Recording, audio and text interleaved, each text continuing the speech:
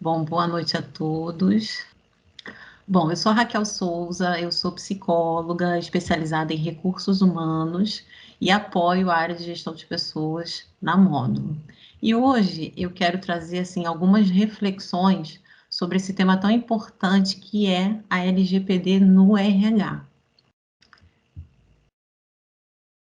Bom, para começar, as inúmeras mudanças que a gente vem atravessando, né, pandemia, aliado a esses avanços tecnológicos, né, estão demandando cada vez mais uma ação estratégica do RH, né? A gente não vai abandonar as tradicionais atividades de recursos humanos, como recrutamento, seleção, admissão, mas as demandas que surgem nessa conjuntura atual estão demandando que o profissional, que os times de RH tenham um papel mais ativo junto às lideranças na elaboração e implementação das estratégias do negócio, estão exigindo que a gente tenha esse papel, essa responsabilidade de disseminar os valores, os programas, as políticas dentro da organização e atuar como um agente de engajamento, né? A Carol falou um pouquinho sobre isso, como engajar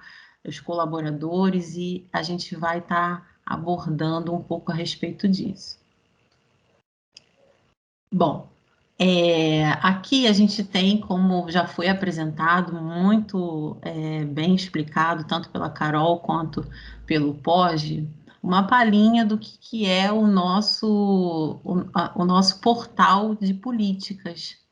E aí, como é importante a atuação do RH, dos times de RH, nesse contato direto com as pessoas, em estar disseminando essas normas, essas políticas, e estar promovendo com que realmente as pessoas conheçam e atestem essas políticas, procedimentos, normas que são exigidas pelas legislações, né? Haja vista o que a gente tem visto com a LGPD, mas, enfim, inúmeras outras leis, lei anticorrupção, que estão no radar de todas as organizações.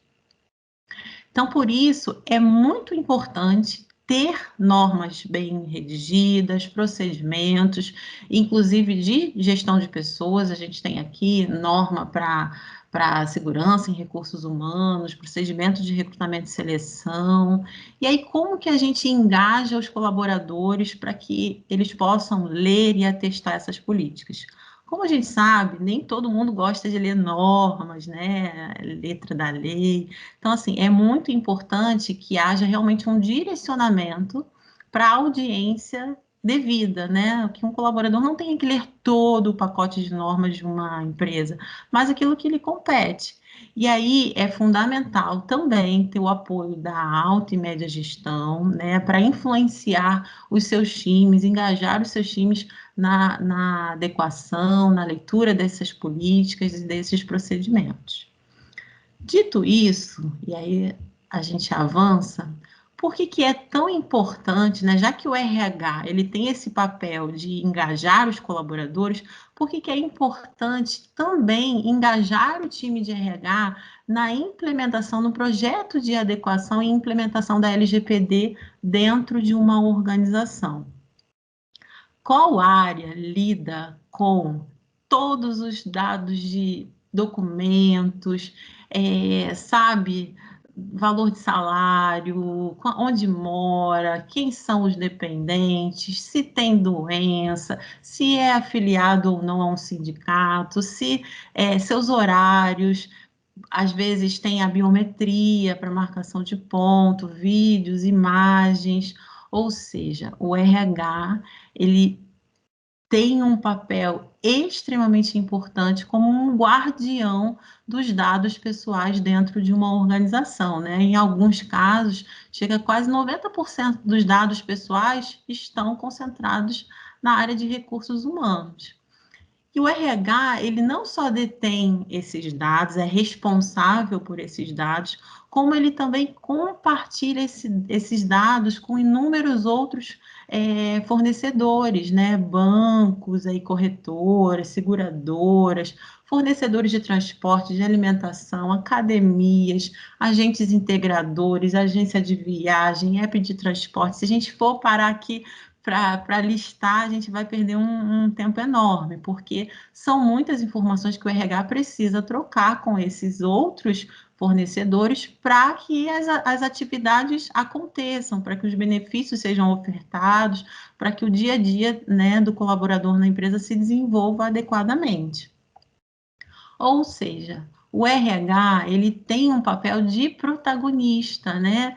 E esse papel, eu me sinto confortável em dizer que os meus colegas de RH sempre tiveram uma postura muito ética, muito respeitosa, sempre trataram com muita cautela os dados, e a gente já enfrentou inúmeras outras mudanças, modificações no nosso dia a dia, reforma trabalhista, implementação do e-social. Então, agora, a LGPD vem como mais uma mudança importante em que o RH tem que se apropriar desse papel de protagonista. Mas é fundamental que a equipe de RH ela seja devidamente incluída nos projetos de implementação da LGPD. A gente vê, né, em alguns casos, que o RH ele só é convocado para esse projeto muito lá na frente, quando já da implementação, né, da aplicação das melhorias. E aqui na Módulo, a gente tem por prática envolver o time de RH, né, como parte integrante desse projeto de implementação da LGPD desde muito cedo. Essa é uma das etapas, né, dos nossos projetos, e aí a gente tem uma conversa, workshops de RH para RH, entendendo como estão estruturados hoje os processos, quais são as atividades, as rotinas, né, do RH de cada empresa, de cada um dos nossos clientes, para que a gente possa dar recomendações específicas e alinhadas com a realidade de cada uma das empresas. Então, é importante que a gente envolva o RH aqui. Eu estou mostrando o nosso processo de mapeamento das atividades, dos processos, das rotinas de RH. Então, a gente usa a lei digital como uma ferramenta para a gente estar mapeando e aí, de posse dessas informações, poder estar propondo ações de melhoria, alguns ajustes que possam estar adequando a organização à LGPD. E o projeto da LGPD, ele é uma oportunidade incrível para o RH arrumar a casa, né? Exercer o seu papel de aliado estratégico do negócio, como eu falei, revisitar os seus processos, formulários antigos, algumas práticas já em desuso, né? Considerar que esse projeto de adequação à LGPD, ele vai se tornar um processo contínuo de melhoria. Inicialmente surge como um projeto, mas a gente vai ter que internalizar isso no nosso dia a dia, na nossa prática. E aí alguns colegas podem me dizer, mas Raquel, a gente já tem tanto trabalho, a rotina do RH, do departamento pessoal já envolve tantos afazeres, por que eu tenho que me preocupar com isso? Se a lei foi implementada há pouco tempo, ainda vai demorar para começarem as fiscalizações, a aplicação de multas. Sim, é verdade. Mas se tem um fantasma que nenhum profissional de RH quer carregar, é o contencioso trabalhista. Então, assim, o que a gente tem percebido é que muitas ações trabalhistas já envolvem pedidos de inclusão no seu escopo de aspectos da LGPD, ou até como um pedido fundamental. A gente vê aí uma empresa condenada a pagar R$ 5.000 por violar a LGPD utilizando o celular, o número de celular da funcionária no seu site. Então, é extremamente importante, já que a gente não quer correr esse risco de ter qualquer ação trabalhista dentro da nossa empresa, envolvendo aspectos, né, por falha de processo de RH, é muito importante a gente ter atenção a essas práticas. E aí, para a gente entender, né, numa visão geral, do que se trata o tratamento de dados dos colaboradores, enfim, dos titulares na área de recursos humanos, eu costumo dividir nessas 3 fases, para ficar bem claro. A gente tem uma fase pré-contratual, onde eu ainda não tenho um colaborador, eu não estou regido por um contrato de trabalho, mas já lido com um volume muito grande de informações, que são os nossos processos de recrutamento e seleção. Então, aqui eu tenho que ter um olhar cuidadoso, cauteloso, porque eu já lido com inúmeras informações, inúmeros dados pessoais e não tenho a garantia de um contrato de trabalho resguardando isso. Numa segunda fase, aí sim, formalizado a contratação daquele candidato, a gente está regido por um contrato, e a gente vai falar um pouquinho sobre esse contrato mais à frente, que me permite fazer o manuseio, enfim, o compartilhamento, todo o tratamento com os dados desse funcionário. E, por fim, uma fase pós-contratual, onde aquele titular deixa de ser funcionário da minha organização, mas eu continuo com a guarda de vários dados dele, de vários aspectos de documentos, enfim, que são regidos por lei. Bom, falando da fase pré-contratual, eu trouxe aqui, né, um pequeno recorte, que é o recrutamento e seleção, que é uma fase muito crítica em termos de dados, né? Alguns candidatos colocam num currículo a vida inteira, CPF, onde mora, enfim. E aí a gente tem que ter muita cautela em como nós estamos divulgando essas vagas, em que canais, se são canais seguros, que solicitam o consentimento desse candidato, se a gente faz menção à LGPD, mostrando a idoneidade da empresa, de que ela está se ajustando, está aderindo à LGPD, qual ferramenta, qual canal eu utilizo para recepcionar esses currículos? Não pode ser qualquer canal, a gente tem que priorizar aqueles em que há um consentimento explícito do candidato ali para o uso dos dados dele. Como que eu vou armazenar esses currículos, né?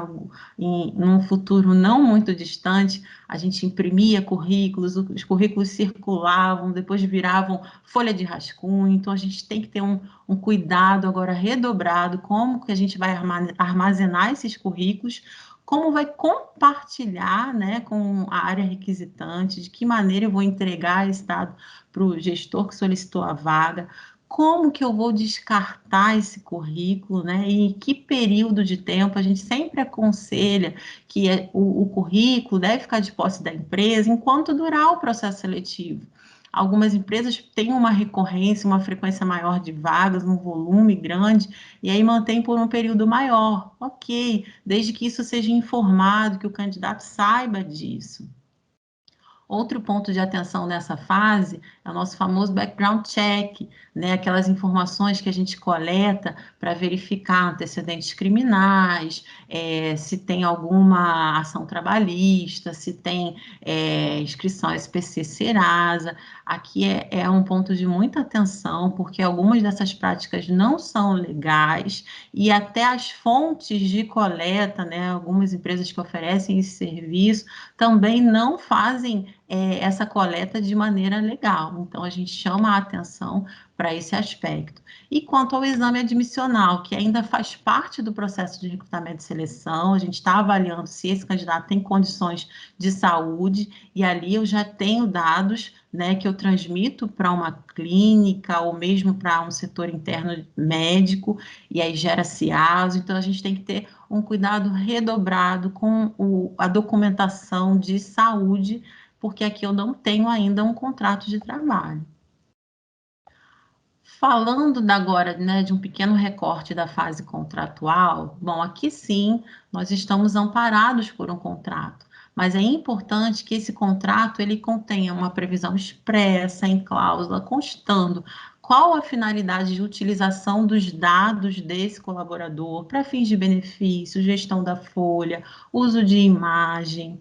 É importante ter um termo de confidencialidade e privacidade que possa ser atestado, e aí a gente volta a essa solução que a Módulo oferece, que facilita muito o dia a dia, né? Você não precisa ficar imprimindo ou enviando por e-mail, você tem toda uma gestão ali de termos, de políticas, a política de ponto, a política de home office, de reembolsos, né? Hoje, a LGPD não vai proibir que a gente faça qualquer coisa, mas ela quer que a gente demonstre o cuidado e o zelo que nós estamos tendo. Então, essas políticas, né, ter um relatório de pessoas que atestaram, que têm conhecimento sobre a política de ponto, a política de home office, a norma de gestão de pessoas, é importantíssimo para a empresa estar amparada legalmente.